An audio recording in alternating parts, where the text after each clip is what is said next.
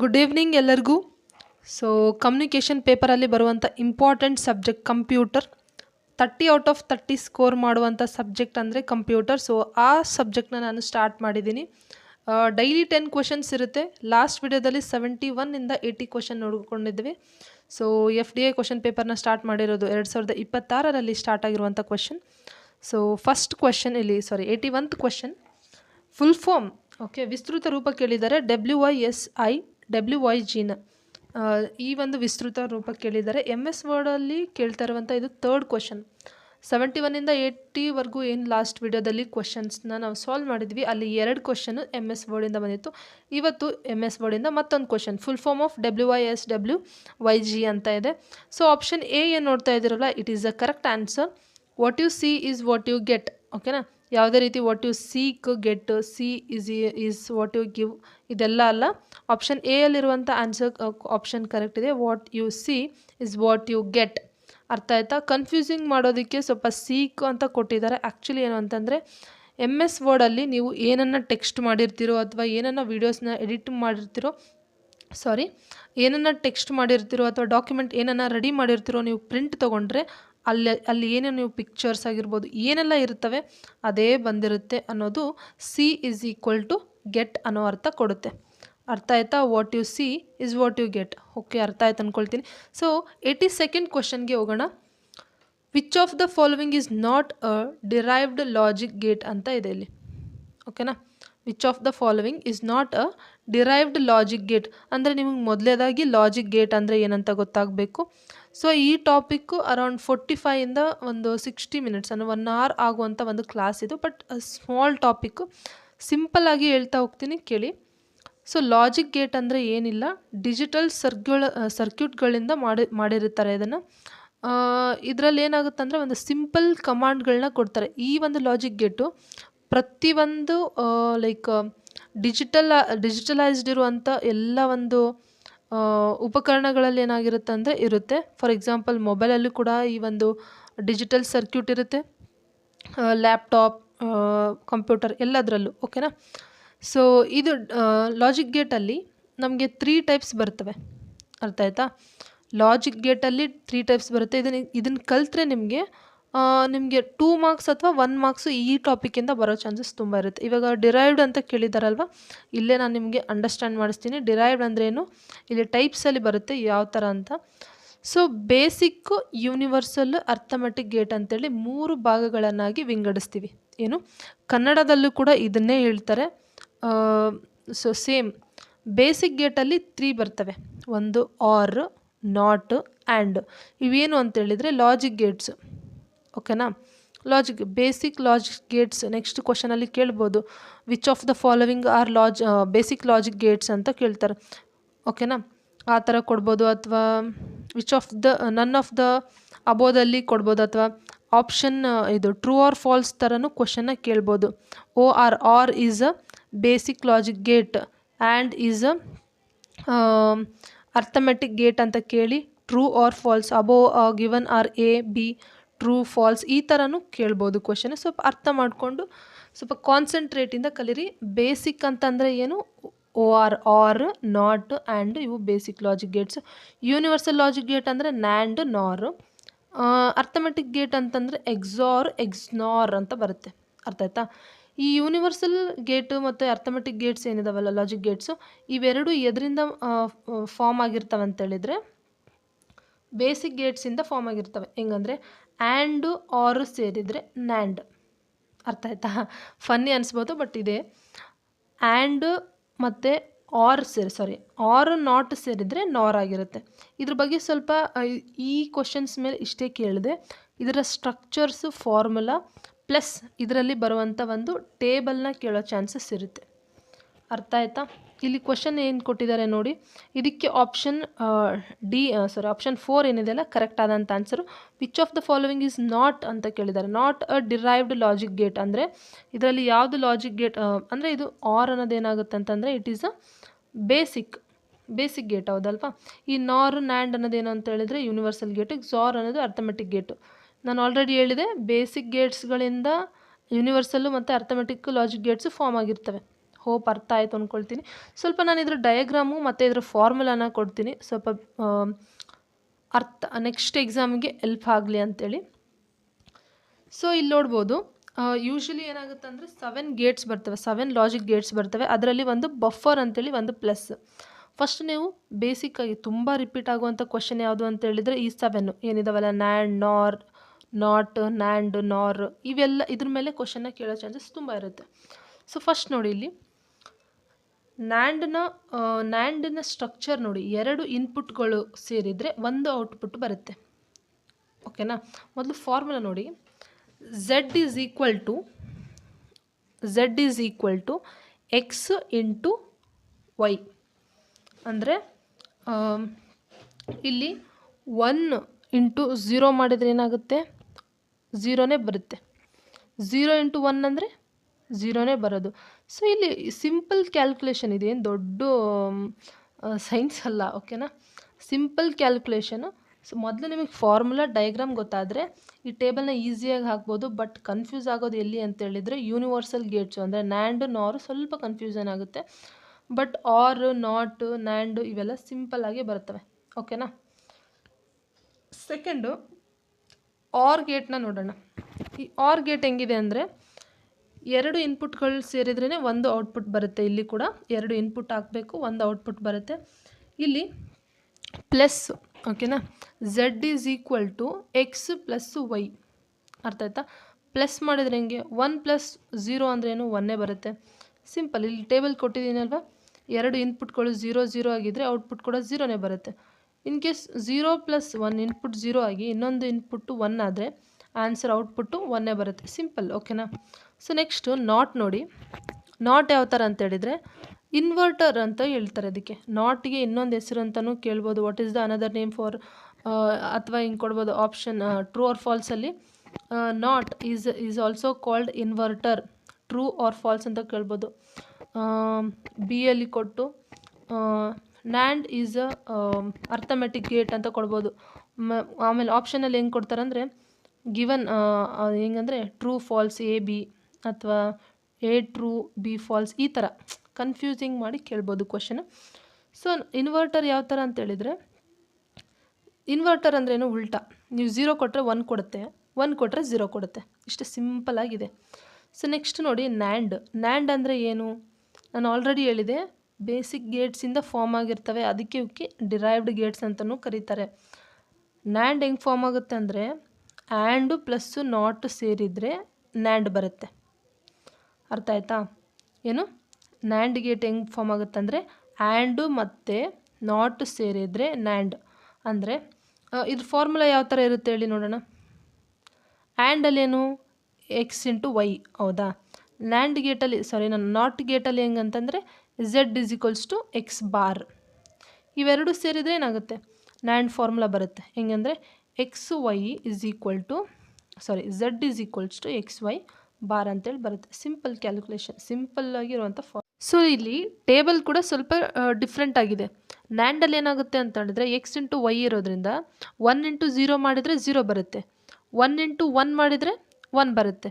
But ಇಲ್ಲಿ ನ್ಯಾಂಡಲ್ಲಿ ಉಲ್ಟಾ, 0 into 0 ಅಂದರೆ 1 ಬರುತ್ತೆ, 1 ಇಂಟು 1 ಅಂದರೆ 0 ಬರುತ್ತೆ, ಉಲ್ಟಾ. ಅರ್ಥ ಮಾಡ್ಕೊಳ್ಳಿ. ನಾಟ್ ಅಂತ ಬಂದರೆ ಇನ್ವರ್ಟರ್, ಏನೇ ಇದ್ದರೂ ಆಪೋಸಿಟ್ ಇರುತ್ತೆ. ಫಾರ್ ಎಕ್ಸಾಂಪಲು ಇನ್ನೊಂದು ಸರಿ ಹೇಳ್ತೀನಿ ಕೇಳಿ, 0 ಇಂಟು 0 ಅಂತಂದ್ರೇನು, 0 ಬರಬೇಕು ಆ್ಯಕ್ಚುಲಿ ಮ್ಯಾಥಮೆಟಿಕ್ಸ್ ಪ್ರಕಾರ. ಬಟ್ ಆಗಲ್ಲ, ಇಲ್ಲಿ ಇನ್ವರ್ಟರ್ ಇರೋದ್ರಿಂದ. ಅಂದರೆ ನ್ಯಾಂಡಲ್ಲಿ 0 ಇಂಟು 0 ಅಂತಂದರೆ 1, 0 ಇಂಟು 1 ಅಂದರೆ 1, 1 ಇಂಟು 0 ಅಂದರೂ ಕೂಡ 1. ಬಟ್ ಇನ್ಪುಟ್ಟಲ್ಲಿ 1 ಅಂತ ಇದ್ದರೆ 0 ಬರುತ್ತೆ. ಅರ್ಥ ಆಯ್ತಾ. ಸೊ ಕನ್ಫ್ಯೂಸಿಂಗ್ ಆಗುತ್ತೆ, ಸ್ವಲ್ಪ ಪ್ರಾಕ್ಟೀಸ್ ಮಾಡಿದರೆ ಈಸಿ ಆಗುತ್ತೆ. ಸೊ ನೆಕ್ಸ್ಟ್ ನೋಡೋಣ ನಾರ್ ಯಾವ ಥರ ಫಾರ್ಮ್ ಆಗಿದೆ ಅಂತೇಳಿ. ಓಕೆನಾ. ಸೊ ನಾರ್ ಅಂತಂದರೆ ಇದು ಯಾವುದು, ನಾಟು ಮತ್ತು ಆರ್ ಸೇರಿ ಏನಾಗುತ್ತೆ ಅಂತೇಳಿದರೆ ನಾರ್ ಫಾರ್ಮ್ ಆಗುತ್ತೆ. ಅಂದರೆ ಆರ್ ಫಾರ್ಮುಲಾ ಏನು, X ಪ್ಲಸ್ Y. ಓಕೆನಾ. 1 + 0 ಅಂತಂದರೆ 1, ಈ ಥರ. ಬಟ್ ಇಲ್ಲಿ ನಾರಲ್ಲಿ ಹೆಂಗಾಗುತ್ತೆ ಅಂತೇಳಿದರೆ Z is equals to X plus Y bar ಅಂತೇಳಿ ಬರುತ್ತೆ. ಇಲ್ಲೇನಾಗುತ್ತೆ ಅಂತೇಳಿದರೆ 0 ಇಂಟು 0 ಅಂದರೆ 1 ಬರುತ್ತೆ. ಅಂದರೆ 2 ಇನ್ಪುಟ್ಗಳು 0 ಆದರೆ ಔಟ್ಪುಟ್ಟು 1 ಬರುತ್ತೆ. ಇನ್ ಕೇಸ್ ಒಂದು ಔಟ್ಪುಟ್ಟು 0 ಆಗಿ ಇನ್ನೊಂದು ಇನ್ಪುಟ್ಟು 1 ಇದ್ದರೆ ಅದರ ಔಟ್ಪುಟ್ಟು 0ನೇ ಬರುತ್ತೆ. ಟೇಬಲ್ನ ನೋಡಿ ಒಂದು ಸ್ವಲ್ಪ 2-3 ಸಲ ಪ್ರಾಕ್ಟೀಸ್ ಮಾಡಿ ನೋಟ್ ಮಾಡಿಕೊಂಡು ಬರೆದ್ರೆ ನಿಮಗೆ ಈ ಚಾಪ್ಟ್ರಿಂದ 1 or 2 ಮಾರ್ಕ್ಸ್ ಬರುತ್ತೆ. XOR ಗೇಟ್ ಬಗ್ಗೆ ಹೇಳೋದಾದರೆ ಇದನ್ನು ಎಕ್ಸ್ಕ್ಲೂಸಿವ್ ಆರ್ ಗೇಟ್ ಅಂತೇಳಿ ಕರೀತಾರೆ. ಸೊ ಇಲ್ಲೇನಾಗುತ್ತೆ ಅಂತೇಳಿದರೆ ಆರ್ ಥರನೇ Z=X + Y ಅಂತಲೇ ಬರುತ್ತೆ. ಇಲ್ಲಿ ಇನ್ಪುಟ್ಗಳು ಸೇಮ್ ಇದ್ದರೆ ಮಾತ್ರ 0 ಅಂತ ಬರುತ್ತೆ. ಒಂದು ಡಿಫ್ರೆಂಟ್ ಇನ್ಪುಟ್ ಇತ್ತಂದರೆ 1 ಬರುತ್ತೆ, ಅಲ್ಲಿ ನೀವು ನೋಡ್ಬೋದು. ಸೊ ಅದೇ ರೀತಿ ಇನ್ನು XNOR ಅಂತಂದರೆ ಇದು ಕೂಡ ಏನಂತಂದರೆ ಇಕ್ವಿವ್ಯಾಲೆನ್ಸ್ ಗೇಟ್ ಅಂತೇಳಿ ಕರೀತಾರೆ ಇದಕ್ಕೆ. ಓಕೆನಾ, ಇಲ್ಲಿ ಹೆಂಗಂದರೆ ಎರಡು ಇನ್ಪುಟ್ಗಳು ಡಿಫ್ರೆಂಟ್ ಆಗಿದ್ದು ಸೇಮ್ ಇದ್ದರೆ ವ್ಯಾಲ್ಯೂ 1 ಅಂತ ಬರುತ್ತೆ, ಅಥವಾ ಡಿಫ್ರೆಂಟ್ ಆಗಿದ್ದರೆ 0 ಅಂತ ಬರುತ್ತೆ. ಸೊ ಇದಿಷ್ಟು ಲಾಜಿಕ್ ಗೇಟ್ ಮೇಲೆ ಸ್ವಲ್ಪ ಬ್ರೀಫಾಗಿ ಹೇಳಿರೋದು.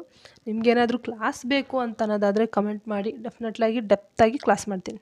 ಅಡ್ವಾಂಟೇಜ್ ಫಸ್ಟ್ ಪಾಯಿಂಟ್ ಏನಂತಂದರೆ ನಿಮಗೆ ಇಲ್ಲಿ ಟ್ರಾನ್ಸ್ಮಿಷನ್ ಮೀಡಿಯಾ ಅಂದರೆ ಏನು ಅಂತ ಗೊತ್ತಾಗಬೇಕು. ಏನಿದು ಟ್ರಾನ್ಸ್ಮಿಷನ್ ಮೀಡಿಯಾ ಅಂದರೆ, ನೀವು ಫಾರ್ ಎಕ್ಸಾಂಪಲ್ಲು ನೀವು ಒಂದು ಪ್ಲೇಸಿಂದ ಇನ್ನೊಂದು ಪ್ಲೇಸ್ಗೆ ಹೋಗಬೇಕಾದ್ರೆ ಒಂದು ಮೀಡಿಯಾನ ಯೂಸ್ ಮಾಡ್ತೀರಿ. ಫಾರ್ ಎಕ್ಸಾಂಪಲ್ ರೋಡ್ ಆಗ್ಬೋದು, ಅಥವಾ ನೀವು through the ship, through the like ಏರೋಪ್ಲೇನಲ್ಲಿ ಯಾವ ಮೋಡಲ್ಲಿ ನೀವು ಹೋಗ್ತೀರಾ, ಥ್ರೂ ದ ರೋಡ್ ಆಗ್ಬೋದು ಅಥವಾ ಟ್ರೈನು, ಯಾವ ಥರ, ಅದನ್ನು ನಾವೇನು ಹೇಳ್ತೀವಿ ಅಂತಂದರೆ ಟ್ರಾನ್ಸ್ಮಿಷನ್ ಮೀಡಿಯಾ ಅಂತ ಹೇಳ್ತೀವಿ. ಇದನ್ನು ಟ್ರಾನ್ಸ್ಮಿಷನ್ ಮೀಡಿಯಾ ಅಂತ ಹೇಳ್ತೀವಿ. So in the same way ನಾವು ಒಂದು ಡಾಟಾವನ್ನು ಒಬ್ಬ ಸೆಂಡರಿಂದ ಹಿಡಿದು ರಿಸೀವರ್ಗೆ ಕಳಿಸ್ಬೇಕಾದ್ರೆ ಈ ಮಧ್ಯೆ ಏನಿದೆ ಅಲ್ವಾ, ಇದಕ್ಕೆ ನಾವು ಟ್ರಾನ್ಸ್ಮಿಷನ್ ಮೀಡಿಯಾ ಅಂತ ಹೇಳ್ತೀವಿ. ಇದನ್ನು 2 ಭಾಗವನ್ನಾಗಿ ಮಾಡಿದ್ದಾರೆ.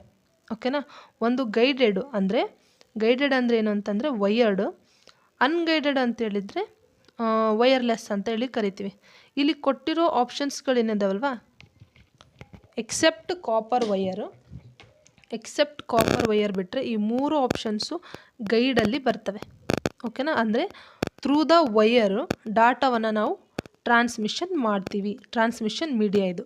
ಓಕೆನಾ, ಆಪ್ಷನ್ ಬಿ ಅಲ್ಲಿ ಏನಿದೆ ನೋಡಿ, ಟ್ವಿಸ್ಟ್ ಅಂದರೆ 2 ಅಲ್ಲಿ ಟ್ವಿಸ್ಟೆಡ್ ಪೇರ್ ಕೇಬಲ್ ಆಗಿರ್ಬೋದು, ಕೋಆಕ್ಸಿಲ್ ಕೇಬಲ್ ಆಗಿರ್ಬೋದು, ಆಪ್ಟಿಕಲ್ ಫೈಬರ್ ಆಗಿರ್ಬೋದು.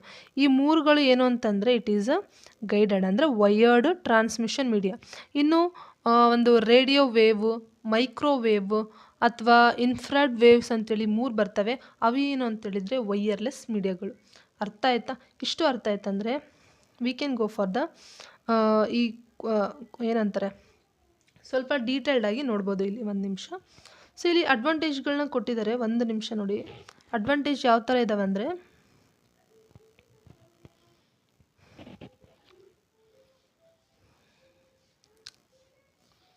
ಸೊ ಇಲ್ಲಿ ಅಡ್ವಾಂಟೇಜ್ಗಳು ಯಾವ್ಯಾವ ಇದಾವೆ ಅಂತ ನೋಡಿ. ಒಂದು ಲಾರ್ಜ್ ಬ್ಯಾಂಡು ವಿಡ್ತ್ ಇರಬೇಕು. ಓಕೆನಾ, ಲಾರ್ಜ್ ಬ್ಯಾಂಡು ವಿಡ್ತ್ ಇರಬೇಕು. ಎರಡನೇದು ಲೋ ಲಾಸ್ ಇರಬೇಕು. ಅಂದರೆ ನಾವು ಡಾಟಾವನ್ನು ಒಂದು ಪ್ಲೇಸಿಂದ ಇನ್ನೊಂದು ಪ್ಲೇಸ್ ಕಳಿಸ್ತಾ ಇದ್ದೀವಿ, ಯಾವುದೇ ರೀತಿ ಅಂದರೆ ನೆಟ್ವರ್ಕ್ ಇಶ್ಯೂ ಅಥವಾ ನಾವು ಕಳಿಸಿರುವಂಥ ಡಾಟಾ ಅಥವಾ ಕಡಿಮೆ ಈ ಥರ ಏನೂ ಆಗಬಾರ್ದು. ಲೈಟ್ ವೇಟ್ ಆಗಿರಬೇಕು. ಯಾವುದು ಒಂದು ಟ್ರಾನ್ಸ್ಮಿಷನ್ ಮೀಡಿಯಾ ಲೈಟ್ ವೇಟ್ ಆಗಿದೆ ಅಂತ ಕೇಳ್ತಿದ್ದಾರೆ. ಅದಾದಮೇಲೆ ಅನಲಾಗು ಆ್ಯಂಡ್ ಡಿಜಿಟಲ್ ಸಿಗ್ನಲ್ ಟ್ರಾನ್ಸ್ಮಿಷನ್ ಕೂಡ ಒಂದು ಇರಬೇಕು ಅಂತ ಕೇಳ್ತಿದ್ದಾರೆ. ಓಕೆನಾ, ಸೊ ಇದಕ್ಕೆ ಆನ್ಸರ್ ಬಂದು ಈ 4 ಅಡ್ವಾಂಟೇಜ್ ಇರೋದು ಎಲ್ಲಿ ಅಂತೇಳಿದರೆ ಆಪ್ಟಿಕಲ್ ಫೈಬರ್ಸ್ನಲ್ಲಿ. ಓಕೆನಾ, ಆಪ್ಟಿಕಲ್ ಫೈಬರ್ ಏನೋ ಒಂದು ಟ್ರಾನ್ಸ್ಮಿಷನ್ ಮೀಡಿಯಾ. ಯಾವ ರೀತಿ ಟ್ರಾನ್ಸ್ಮಿಷನ್ ಮೀಡಿಯಾ ಅಂತ ಹೇಳಿದೆ ನಾನು, ಒಂದು guided transmission media. Guided transmission media ಅಂದರೆ ಏನು, ವಯರ್ ಇರುವಂಥ ಅಂದರೆ ವಯರು ಅಥವಾ ಕೇಬಲು ಇರುವಂಥ ಒಂದು ಆಪ್ಟಿಕಲ್ ಫೈಬರು. ನಿಮಗೆ ಇದು ಒಂದು ಸ್ವಲ್ಪ ಡೆಪ್ತಲ್ಲಿ ನೋಡ್ಕೋಬೇಕು ಆ್ಯಕ್ಚುಲಿ. ಸೊ ಸ್ವಲ್ಪ ನಾವು ಇದು ಆಪ್ಟಿಕಲ್ ಫೈಬರ್ ಮೇಲೆ ಇನ್ನೂ ಕ್ವಶನ್ಸ್ನ ಕೇಳುವಂಥ ಚಾನ್ಸಸ್ ಇರುತ್ತೆ. ಆಮೇಲೆ ಇದರಲ್ಲಿ ಒಂದು ಪ್ರಾಸೆಸ್ ನಡೀತೆ, ಯಾವ ರೀತಿ ಈ ಕೇಬಲ್ ವರ್ಕ್ ಆಗುತ್ತೆ ಅನ್ನೋದು ಕೂಡ ತುಂಬ ಇಂಪಾರ್ಟೆಂಟ್. ಓಕೆನಾ, ಯಾವ ರೀತಿ ಇದು ವರ್ಕ್ ಆಗುತ್ತೆ ಅನ್ನೋದು ಕೂಡ ಇಂಪಾರ್ಟೆಂಟು. ನಾನು ಒಂದು ಇಲ್ಲಿ ಏನಾಗುತ್ತೆ ಅಂದರೆ ವಯರ್ ಏನಿದೆ ಅಂತಂದರೆ ಇದು ಯಾವ ರಚನೆ ಅಂದರೆ ಆಪ್ಟಿಕಲ್ ಫೈಬರ್ ಯಾವ ರಚನೆ ರೀತಿಯಾಗಿದೆ ಅಂತ ಹೇಳಿದರೆ, ಸ್ಟ್ರಕ್ಚರ್ ನೋಡೋದಾದರೆ 3 ಭಾಗಗಳನ್ನ ಹೊಂದಿದೆ. ಒಂದು ಸೆಂಟ್ರಲ್ ಇರೋದೇನು ಅಂತೇಳಿದರೆ ಕೋರು, ಕ್ಲಾಡಿಂಗು, ಜಾಕೆಟ್ ಅಂತೇಳಿ 3 ಭಾಗಗಳಾಗಿ ವಿಂಗಡಿಸಿದೆ. ಈ ಕೋರ್ ಏನಿದೆ ಅಂತಂದರೆ ಇದು ಗಾಜು ಅಥವಾ ಪ್ಲಾಸ್ಟಿಕ್ನಿಂದ ಮಾಡಲ್ಪಟ್ಟಿರುತ್ತೆ. ಓಕೆನಾ, ಇನ್ನು ಕ್ಲಾಡಿಂಗ್ ಅಂತ ಬಂದರೆ ಕೋರ್ನ ಸುತ್ತಲಿರುವಂಥ ಒಂದು ಗಾಜಿನ ಪದರ. ಸೊ ಇನ್ನು ಬಫರ್ ಅನ್ನೋದೇನು ಅಂತಿದೆ, ಇದು ಹೊರಗಿನ ಒಂದು ಪ್ಲಾಸ್ಟಿಕ್ ಕವಚದಂತಾಗಿರುತ್ತೆ. ಸೊ ಇದು 3 ಸ್ಟ್ರಕ್ಚರ್ಸು. ಇಲ್ಲೇನಾಗುತ್ತೆ ಅಂತಂದರೆ ಯಾವ ಒಂದು ಫಿಸಿಕ್ಸ್ನ ಮುಖಾಂತರ ಬೆಳಕಿನ ಕಿರಣಗಳು ಮೂವ್ ಆಗ್ತವೆ ಅಂತ ಹೇಳೋದಾದರೆ ಟೋಟಲ್ ಇಂಟರ್ನಲ್ ರಿಫ್ಲೆಕ್ಷನ್ ಅಂದರೆ ಸಂಪೂರ್ಣ ಆಂತರಿಕ ಪ್ರತಿಫಲನದ ಒಂದು ಒಂದು ಭೌತಶಾಸ್ತ್ರದ ತತ್ವದ ಮೇಲೆ ಏನಾಗುತ್ತೆ ಅಂತಂದರೆ ಇದು ಕೆಲಸ ಮಾಡುತ್ತೆ. ಇಲ್ಲಿ ಒಂದು ಬೆಳಕಿನ ಕಿರಣಗಳು ಯಾವ ರೀತಿ ಮೂವ್ ಆಗ್ತವೆ ಅಂದರೆ ಜಿಗ್ಜಾಗ್ ಶೇಪಲ್ಲಿ ಮೂವ್ ಆಗ್ತವೆ. ಇದು ಇಂಪಾರ್ಟೆಂಟ್ ಆ್ಯಕ್ಚುಲಿ. ಇದನ್ನು ಕ್ವಶನ್ ಲಾಸ್ಟ್ ಟೈಮ್ ಕೇಳಿದ್ದಾರೆ 2024 ಸೊ ಇಲ್ಲಿ ಆಪ್ಷನಲ್ಲಿ ಕೊಟ್ಟಿರುವಂಥ 4 ಆಪ್ಷನ್ಗಳ ಬಗ್ಗೆ ಸ್ವಲ್ಪ ಡೀಟೇಲ್ ಆಗಿ ನೋಡೋಣ. ಸೊ ಇಲ್ಲಿ ಕಾಪರ್ ವೈಯರ್ ಅಂತ ಏನಿದೆಯಲ್ವ, ಇದು ಮೊದಲು ಬ್ಯಾಂಡ್ ವಿಡ್ತ್ ಅಂದರೆ ಏನು ಅರ್ಥ ಮಾಡ್ಕೊಳ್ಳಿ. ಒಂದು ಡಾಟಾ, ಓಕೆನಾ, ಒಂದು ಡಾಟಾ ಒಂದು ಸೆಕೆಂಡಲ್ಲಿ ಎಷ್ಟು ಟ್ರಾನ್ಸ್ಮಿಟ್ ಆಗುತ್ತೆ ಅದನ್ನು ನಾವು ಬ್ಯಾಂಡ್ ವಿಡ್ತ್ ಅಂತೀವಿ. ಏನಂದರೆ data that can transmitted in 1 second. So ಇದು ವೆರಿ ಹೈ ಇರುತ್ತೆ. ಎಲ್ಲಿ ಅಂತೇಳಿದರೆ ಆಪ್ಟಿಕಲ್ ಫೈಬರಲ್ಲಿ ಕಂಪ್ಯಾರಿಟಿವ್ ಕೋಆಕ್ಸಿಲ್ ಕೇಬಲ್ಗಿಂತ ಕಡಿಮೆ, ಅಂದರೆ ಅಲ್ಲಿ ಕೂಡ ಹೈ ಇರುತ್ತೆ. But when it compares to optical fibre ಸ್ವಲ್ಪ ಕಡಿಮೆ ಇರುತ್ತೆ. ಟ್ವಿಸ್ಟೆಡ್ ವೈಯರಲ್ಲೂ ಇದನ್ನು ಒಂದು ಸ್ವಲ್ಪ ಪಾಸ್ ಮಾಡಿ ನೀಟಾಗಿ ನೋಡ್ಕೊಳ್ಳಿ, ಇಲ್ಲ ನೋಟ್ ಮಾಡ್ಕೊಳ್ಳಿ. ಇದನ್ನೇ ಹೇಳ್ತಾ ಹೋದರೆ it takes like 1 hour. Okay, next question. Which communication device is used in a conversion of digital data to analog form and vice versa ಅಂತ ಕೇಳಿದ್ದಾರೆ. ಸೊ ಇಲ್ಲಿ ಕ್ವಶನ್ನ ನೋಡಿ, ಇದು ಬಂದು ಸೆಕೆಂಡ್ ಕ್ವಶನು. ಎದರಿಂದ ಅಂತೇಳಿದರೆ ಲಾಸ್ಟ್ 83rd ಕ್ವಶನ್ ನೋಡಿದ್ವಲ್ಲ, ಸೇಮ್ ಚಾಪ್ಟರಿಂದ ಬರುವಂಥ ಕ್ವಶನ್ ಇದು. ಏನು ಅಂತಂದರೆ chapter name data communication and transmission ಅಂತೇಳಿ. ಓಕೆನಾ. ಸೊ ಇಲ್ಲಿ ಕ್ವಶನ್ ಏನು ಕೇಳ್ತಿದ್ದಾರೆ ಅಂತೇಳಿದರೆ ದ ಪ್ರಾಸೆಸ್ ಕೇಳ್ತಾ ಇದ್ದಾರೆ. ಯಾವ ಪ್ರಾಸೆಸ್ಸನ್ನು ನಾವು ಡಿಜಿಟಲ್ ಡಾಟಾವನ್ನು ಅನಲಾಗ್ ಫಾರ್ಮ್ ಮಾಡಿ ಅನಲಾಗ್ ಫಾರ್ಮ್ ಇರುವಂಥದ್ದನ್ನು ಡಿಜಿಟಲ್ ಫಾರ್ಮ್ ಮಾಡುವಂಥ ಪ್ರಾಸೆಸ್ಸಿಗೆ ಏನಂತಾರೆ ಅಂತ ಕೇಳ್ತಾ ಇದ್ದಾರೆ. ಸೊ ನೀವು ಮೊದಲೇದಾಗಿ ಡಿಜಿಟಲ್ ಡಾಟಾ ಅಂದರೆ ಏನು, ಅನಲಾಗ್ ಫಾರ್ಮ್ ಅಂದರೆ ಏನು ಅಂತ ಅರ್ಥ ಆದರೆ it is very easy to answer. Digital ಡಾಟಾದಲ್ಲಿ ಏನಾಗುತ್ತೆ ಅಂತ ಹೇಳಿದರೆ ಯಾವಾಗಲೂ ಡಾಟಾ 1 ಅಥವಾ 0 ಫಾರ್ಮ್ ಅಂದರೆ ಬೈನರಿ ವರ್ಡ್ಸಲ್ಲಿ ಬಂದಿರುತ್ತೆ, ಬೈನರಿ ಫಾರ್ಮಲ್ಲಿ ಬಂದಿರುತ್ತೆ. ಇನ್ನು ಅನಲಾಗ್ ಫಾರ್ಮಲ್ಲಿ ಏನಾಗುತ್ತೆ ಅಂತ ಹೇಳಿದರೆ it will be in the form of wave. ಕಂಟಿನ್ಯೂಯಸಲ್ಲಿ ಇರುವಂಥ ವೇವ್ಗಳನ್ನ ನಾವು ಅನಲಾಗ್ ಫಾರ್ಮ್ ಅಂತೀವಿ. ಫಾರ್ ಎಕ್ಸಾಂಪಲ್ ನಮ್ಮ ವಾಯ್ಸು ಇನ್ನೊಬ್ಬರಿಗೆ ಕೇಳಿಸೋದು ಯಾವ ರೀತಿ ಅಂತಂದರೆ it is in the wave form. ಓಕೆನಾ. ಇದೇ ರೀತಿ ಅದು ಒಂದು ಅನಲಾಗ್ ಫಾರ್ಮಲ್ಲಿ ಇರುತ್ತೆ. ಸೊ ನಾವು ಇಲ್ಲಿ ಡಿಜಿಟಲಿಂದ ಅನಲಾಗ್ ಫಾರ್ಮ್ನ ಮಾಡುವಂಥ ಪ್ರಾಸೆಸ್ನ ಏನು ಹೇಳ್ತಾರೆ ಅಂತಂದರೆ ಡಿಮಾಡ್ಯುಲೇಷನ್ ಅಂತ ಹೇಳ್ತಾರೆ. ಏನು ಹೇಳ್ತಾರೆ, ಡಿಜಿಟಲಿಂದ ಅನಲಾಗ್ ಫಾರ್ಮ್ ಮಾಡೋದನ್ನು ಅಂದರೆ ಪ್ರಾಸೆಸ್ಸಿಗೆ ಏನು ಹೇಳ್ತಾರೆ ಅಂತಂದರೆ ಡಿಮಾಡ್ಯುಲೇಷನ್ ಅಂತ ಹೇಳ್ತಾರೆ. ಅದೇ ನಾವು ಅನಲಾಗ್ ಫಾರ್ಮಿಂದ ಡಿಜಿಟಲ್ ಫಾರ್ಮ್ ಮಾಡೋದನ್ನು ಮಾಡ್ಯುಲೇಷನ್ ಅಂತ ಹೇಳ್ತಾರೆ, ಮಾಡ್ಯುಲೇಟರ್ ಅಂತ ಹೇಳ್ತಾರೆ. ಅನಲಾಗ್ ಫಾರ್ಮಿಂದ ಡಿಜಿಟಲ್ ಫಾರ್ಮ್ನ ಮಾಡೋದನ್ನು ಮಾಡ್ಯುಲೇಟರ್ ಅಂತ ಹೇಳಿದರೆ, ಡಿಜಿಟಲ್ ಡಾಟಾವನ್ನು ಅನಲಾಗ್ ಫಾರ್ಮ್ನ ಮಾಡೋದನ್ನು ಮಾಡ್ಯುಲೇಟರ್ ಅಂತೇಳಿ ಕರೀತಾರೆ. ಈ ಎರಡೂ ಪ್ರಾಸೆಸ್ಸನ್ನು ಅಂದರೆ ಇಲ್ಲಿ ನೋಡಿ ಕೊಟ್ಟಿದ್ದಾರೆ ವೈಸ್ ವರ್ಸಾ ಅಂತಂದರೆ ಈ ಪ್ರಾಸೆಸ್ಸನ್ನು ನಾವೇನಂತ ಹೇಳ್ತೀವಿ ಅಂದರೆ ಮಾಡೆಮ್ ಅಂತ. ಅಂದರೆ ಕ್ವಶನ್ ನಂಬರ್ 84ನ ಆನ್ಸರ್ ಏನು ಅಂತೇಳಿದರೆ modem, the communication device used in conversion of digital data to analog form and vice versa. ಅಂದರೆ ಆ ಪ್ರಾಸೆಸ್ನ ನಾವೇನು ಹೇಳ್ತೀವಿ, ಮಾಡೆಮ್ ಅಂತೇಳಿ ಕರಿತೀವಿ. ಓಕೆನಾ. ಸೊ ಇದು NIC ಅಂತೇಳಿ ಬರುತ್ತೆ. ಇದನ್ನು ಒಂದು ಕ್ವಶನ್ ಬಂದಿದೆ, ಆ ಕ್ವಶನಲ್ಲಿ ಡೀಟೇಲ್ಡಾಗಿ ಡಿಸ್ಕಸ್ ಮಾಡ್ತೀನಿ. ಸೊ ನೆಕ್ಸ್ಟ್ ಕ್ವಶನ್ ನೋಡೋದು, ಇನ್ನು ಕನ್ನಡದಲ್ಲಿ ನೋಡೋದಾದರೂ ಕೂಡ ಸೇಮ್ ಇದೆ. ಯಾವ ಕಮ್ಯುನಿಕೇಷನ್ ಸಾಧನವನ್ನು ಡಿಜಿಟಲ್ ಡೇಟಾದಿಂದ ಅನಲಾಗ್ ರೂಪಕ್ಕೆ ಮತ್ತು ಪ್ರತಿಯಾಗಿ ಪರಿವರ್ತಿಸಲು ಬಳಸಲಾಗುತ್ತದೆ ಅಂತ ಕೇಳಿದ್ದಾರೆ. ಸೊ ಆಪ್ಷನ್ ಯಾವುದೇ ರೀತಿ ಕನ್ನಡದಲ್ಲಿಲ್ಲ, ಸೇಮ್ ಇದೆ ಇಂಗ್ಲೀಷ್ನಲ್ಲಿ, ಮಾಡ್ಯುಲೇಟರ್, ಮಾಡೆಮ್. ಸೊ ಇದೇ ಸೊ ಇದಕ್ಕೆ ಆನ್ಸರ್ ಯಾವುದು ಅಂತ ಹೇಳಿದರೆ ನಾನು ಹೇಳಿದ್ನಲ್ಲ, ಮಾಡೆಮ್. ಸೊ ನೆಕ್ಸ್ಟ್ ಕ್ವಶನ್ ನೋಡೋದಾದರೆ 85th ಕ್ವಶನು. ಇಲ್ಲಿ ಇದರಿಂದ ಒಂದು ಕ್ವಶನ್ ಬಂದೇ ಬರುತ್ತೆ. ಓಕೆನಾ. ಸೊ ಇದು ನಂಬರ್ ಸಿಸ್ಟಮ್ ಮೇಲೆ ಒಂದು ಕ್ವಶನ್ ಬರುತ್ತೆ. ಸೊ ಇಲ್ಲೇನು ಹೇಳಿದ್ದಾರೆ question, which digits value rise in power of 2. So ಇದರಿಂದನೇ ನಿಮಗೆ ಆನ್ಸರ್ ಸಿಕ್ಬಿಡುತ್ತೆ ಆ್ಯಕ್ಚುಲಿ. ಪವರ್ 2 ಇಂದ ರೈಸ್ ಆಗುವಂಥದ್ದು ಯಾವುದು ಅಂತ, power of 2 beginning with 0 to the left of the binary point and falls in the power of -1 to the right ಅಂತ ಹೇಳಿದ್ದಾರೆ. So ಯಾವಾಗಲೂ ನೆನ್ಪಿಟ್ಕೊಳ್ಳಿ, 0, 1 ಅಂತ ಬಂತಂದರೆ ಅದು ಬೈನರಿ ಫಾರ್ಮು ಯಾವಾಗಲೂ 2 ಇರ್ತವೆ. ಆ ಡೆಸಿಮಲ್ ಅಂತೇಳಿದರೆ 10 ಇದ್ದರೆ ಎಕ್ಸಾ ಡೆಸಿಮಲಲ್ಲಿ ಏನಾಗುತ್ತೆ ಅಂದರೆ 16 ಬರ್ತವೆ. ಆಕ್ಟಾ ಅಲ್ಲಿ 8 ಅಂದರೆ 0 to 7 ಲೆಟರ್ಸ್ ಇರ್ತವೆ. ಸೊ ಇದಕ್ಕೆ ಆನ್ಸರ್ ಬಂದು ಬೈನರಿ. ಓಕೆನಾ, ಅರ್ಥ ಆಯ್ತು ಅಂದ್ಕೊಳ್ತೀನಿ. So next question. So 86th ಕ್ವಶನ್ನ ನೋಡೋದಾದರೆ MSD ಸ್ಟ್ಯಾಂಡ್ಸ್ ಫಾರ್ ಅಂತ ಕೇಳಿದ್ದಾರೆ. ಆಪ್ಷನ್ ಎ ಏನು ಕೊಟ್ಟಿದ್ದಾರೆ, many significant digit. Option 2 more significant digit. Option 3 most significant digit. Option 4 ಬಂದು ಮಲ್ಟಿ ಸಿಗ್ನಿಫಿಕೆಂಟ್ ಡಿಜಿಟ್. ಸೊ ಇದರ ಆನ್ಸರ್ ಬಂದು ಮೋಸ್ಟ್ ಅಂತ ಬರುತ್ತೆ. ಸೊ ಫಾರ್ ಎಕ್ಸಾಂಪಲ್ ಕೊಡ್ತೀನಿ ನಾನು 5040 ಅಥವಾ 50 ಅಂತ ಏನೋ 45 ಅಂತ ಅಂದ್ಕೊಳ್ಳಿ. ಸೊ ಇಲ್ಲಿರುವಂಥ ಲಾಸ್ಟ್ ನಂಬರ್ನ ನಾವೇನು ಹೇಳ್ತೀವಿ ಅಂತಂದರೆ ಮೋಸ್ಟ್ ಸಿಗ್ನಿಫಿಕೆಂಟ್ ಡಿಜಿಟ್ ಅಂತೇಳಿ ಕರೀತಾರೆ. ಅರ್ಥ ಆಯ್ತಾ?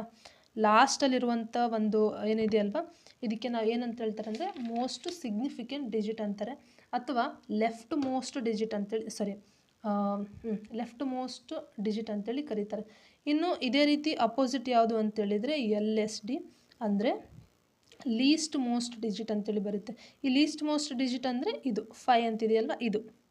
ಓಕೆನಾ? ಅರ್ಥ ಆಯ್ತಾ? ಸೊ ನೆಕ್ಸ್ಟ್ ಕ್ವಶನ್ ಹೋಗೋಣ. So 87th question. So next question 87th question. What are the 3 options available in insert picture menu in Microsoft power point ಅಂತ ಹೇಳಿದ್ದಾರೆ. ಸೊ ಇದು ಕಂಟಿನ್ಯೂ ಆಗಿ ಸೆಕೆಂಡ್ ಕ್ವಶನು. ಲಾಸ್ಟ್ ಕ್ವಶನಲ್ಲಿ ಕೂಡ ಲಾಸ್ಟ್ 71ಇಂದ 80ವರೆಗೂ ಹೇಳಿದ್ನಲ್ಲ, ಅಲ್ಲಿ ಕೂಡ ಒಂದು ಮೈಕ್ರೋಸಾಫ್ಟ್ ಪವರ್ ಪಾಯಿಂಟಿಂದ ಬಂದಿತ್ತು. ಸೊ ಇಲ್ಲಿ ಏನಾಗಿದೆ ಅಂತೇಳಿದರೆ, ಯಾವಾಗಲೂ ಮೆನು ಬಾರ್ ಅಥವಾ ಕಾಂಪೊನೆಂಟ್ಸ್ ಯಾವುದು ಮೈಕ್ರೋಸಾಫ್ಟಲ್ಲಿ ಕಾಂಪೊನೆಂಟ್ಸ್ ಬರ್ತಾವಲ್ವ, ಲೈಕ್ ಟೈಟಲ್ ಬಾರ್ ಆಗಿರ್ಬೋದು, ಕ್ವಿಕ್ ಆಕ್ಸೆಸ್ ಟೂಲ್ ಬಾರ್ಸ್ ಆಗಿರ್ಬೋದು, ಕಂಟ್ರೋಲ್ ಬಟನ್ ಆಗಿರ್ಬೋದು, ಮೆನು ಬಾರ್ ಆಗಿರ್ಬೋದು, ಇವನ್ನ ಅಲ್ಲಿ ಅದರೊಳಗೂ ಬರುವಂಥ ಕೆಲವೊಂದು ಕಾಂಪೊನೆಂಟ್ಸ್ನ ತುಂಬ ಡೀಟೇಲ್ಡಾಗಿ ಓದಬೇಕಾಗುತ್ತೆ. ಫಾರ್ ಎಕ್ಸಾಂಪಲ್ ನೋಡಿ, ಈ ಮೈಕ್ರೋಸಾಫ್ಟಲ್ಲಿ ಇನ್ಸರ್ಟ್ ಅಂತೇಳಿ ಒಂದು ಮೆನು ಬಾರಲ್ಲಿ ಬರುತ್ತೆ. ಈ ಮೆನು ಬಾರಲ್ಲಿ ಬರುವಂಥ ಆಪ್ಷನ್ಸ್ಗಳನ್ನ ಕೇಳಿದ್ದಾರೆ. ಅದರೊಳಗೂ ಬರುವಂಥ ಪಿಕ್ಚರಲ್ಲಿ ಬರುವಂಥ ಆಪ್ಷನ್ಸ್ಗಳನ್ನ ಕೇಳಿದ್ದಾರೆ. ಸೊ ಇದಕ್ಕೆ ರೈಟ್ ಆನ್ಸರ್ ಬಂದು ಇಲ್ಲಿದೆ ನೋಡಿ, 4th ಒಂದು clip art, picture, auto shapes ಅಂತಿದೆಯಲ್ಲ, ಇದು ರೈಟ್ ಆದಂಥ ಆನ್ಸರ್. ಸೊ ಇಲ್ಲಿ ತುಂಬ ಡೆಪ್ತಾಗಿ ಕಲಿಬೇಕಾಗುತ್ತೆ. ಯಾವುದು ಅಂತ ಹೇಳಿದ್ರೆ ಮೈಕ್ರೋಸಾಫ್ಟ್ ಆಯಿತು, ಅಂದರೆ ಪವರ್ ಪಾಯಿಂಟ್ ಆಯಿತು, ಎಕ್ಸೆಲ್ ಆಯಿತು, MS ವರ್ಡ್ ಆಯಿತು, ಅದರಲ್ಲಿ ಬರುವಂಥ ಕಾಂಪೊನೆಂಟ್ಸ್ ಕೂಡ ತುಂಬ ಇಂಪಾರ್ಟೆಂಟ್ ಆಗ್ತವೆ. ಓಕೆನಾ? So 88th question. So next 88th question. So ಇದು MS ಎಕ್ಸೆಲ್ ಮೇಲಿದೆ. ನಾನು ಆಲ್ರೆಡಿ ಹೇಳಿದಂಗೆ ಇದು ಕೂಡ ಅಷ್ಟೇ second question from MS Excel. ಇಲ್ಲೇನು ಕೇಳ್ತಿದ್ದಾರೆ, in MS Excel dash key combination is used to hide a row ಅಂತ ಕೇಳಿದ್ದಾರೆ. ಓಕೆನಾ? ಇದು ಆನ್ಸರ್ ಬಂದು Ctrl+9. ಇದರ ಆನ್ಸರ್ ಏನು ಅಂತ ಹೇಳಿದರೆ, ಅಂದರೆ ಒಂದು ರೋ ಹೈಡ್ ಮಾಡೋದಕ್ಕೆ ಯೂಸ್ ಮಾಡುವಂಥ ಕೀ ಯಾವುದು ಅಂತ ಹೇಳಿದರೆ Ctrl+9. ಹಾಗಾದರೆ ಅನ್ಹೈಡ್ ಮಾಡೋದಕ್ಕೆ ಯಾವುದನ್ನ ಯೂಸ್ ಮಾಡ್ತಾರೆ ಅಂತೇಳಿದರೆ ಕಂಟ್ರೋಲ್ ಹೊಡೆದು ಶಿಫ್ಟ್ ಹೊಡೆದು 9 ಮಾಡಿದರೆ ಅನ್ಹೈಡ್ ಆಗುತ್ತೆ. ಇದನ್ನು ಹೈಡ್ ಮಾಡೋದಕ್ಕೆ ಇದನ್ನು ಯೂಸ್ ಮಾಡಿದರೆ, ಅನ್ಹೈಡ್ ಮಾಡೋದಕ್ಕೆ Ctrl+Shift+9. ನೆಕ್ಸ್ಟ್ ಟೈಮ್ ಕೇಳ್ಬೋದು, ಚಾನ್ಸಸ್ ಇದೆ. ಹಾಗಾದರೆ Ctrl+F9 ಎದಕ್ಕೆ ಯೂಸ್ ಆಗುತ್ತೆ? ಸೊ ಕಮೆಂಟ್ ಮಾಡಿ. ನೆಕ್ಸ್ಟ್ ಏನಂತೇಳಿದರೆ,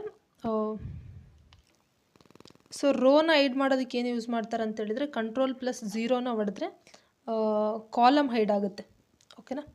ಸೊ ಅದನ್ನೇ ಅನ್ಹೈಡ್ ಮಾಡಬೇಕಾದ್ರೆ ಕಂಟ್ರೋಲ್ ಹೊಡೆದು ಶಿಫ್ಟ್ ಹೊಡೆದು +0 ಹೊಡೆದ್ರೆ ಅನ್ಹೈಡ್ ಆಗುತ್ತೆ. ಯಾವುದು? ಕಾಲಮ್. ಓಕೆನಾ? Next question. So 89th question ನೋಡೋಣ. So 89th question MS word ಮೇಲೆ ನೋಡಿ, ಇದು 4th ಕ್ವಶನ್. MS ವರ್ಡ್ ಮೇಲೆ ಕೇಳ್ತಿರುವಂಥ 4th ಕ್ವಶನ್ ಇದು. ಸೊ ಇದಕ್ಕೆ MS word what is the smallest and largest font size ಕೇಳಿದ್ದಾರೆ. ಇಲ್ಲಿ ಫಾಂಟ್ ಸೈಜ್ ಕೇಳಿದ್ದಾರೆ ನೋಡಿ, ನೆನ್ಪಿಟ್ಕೊಳ್ಳಿ. ಫಾಂಟ್ ಸೈಜು ಇದರಲ್ಲಿ ಯಾವಾಗಲೂ ನೆನ್ಪಿಟ್ಕೊಂಬಿಡಿ, ಫಿಕ್ಸ್ ಆಗಿಬಿಟ್ಟಿರುತ್ತೆ. MS ವರ್ಡಲ್ಲಿ ಏನಾಗುತ್ತೆ ಅಂತ ಹೇಳಿದರೆ 8ಇಂದ 72, ಸ್ಮಾಲೆಸ್ಟ್ 8 ಆದರೆ ಲಾರ್ಜೆಸ್ಟ್ 72 ಆಗಿರುತ್ತೆ. So next 19th question. Which of the following process ensures that all the parts of the computer are properly connected and working ಅಂತ ಹೇಳೋದಕ್ಕೆ ಈ ಪ್ರಾಸೆಸ್ನ ಏನು ಹೇಳ್ತೀವಿ ಅಂದರೆ ಈಗ ಕಂಪ್ಯೂಟರ್ ಆನ್ ಮಾಡಿದ ತಕ್ಷಣವೇ ಎಲ್ಲ ಪಾರ್ಟ್ಸು ಕನೆಕ್ಟ್ ಆಗಿ ವರ್ಕ್ ಆಗ್ತಿದ್ದಾವೆ ಅಂತ ಹೇಳೋದು ಪ್ರಾಸೆಸ್ ಯಾವುದು ಅಂತಂದರೆ ಬೂಟಿಂಗ್. ಓಕೆನಾ? ಸೊ ಇದಿಷ್ಟಾಗಿತ್ತು ಇವತ್ತಿನ video, and thank you so much for watching. ನಾಳೆ 91ಇಂದ 100ವರೆಗೂ ಕ್ವಶನ್ನ FDA ಕಂಪ್ಲೀಟಾಗಿ ಮುಗಿಸೋಣ. So thank you so much.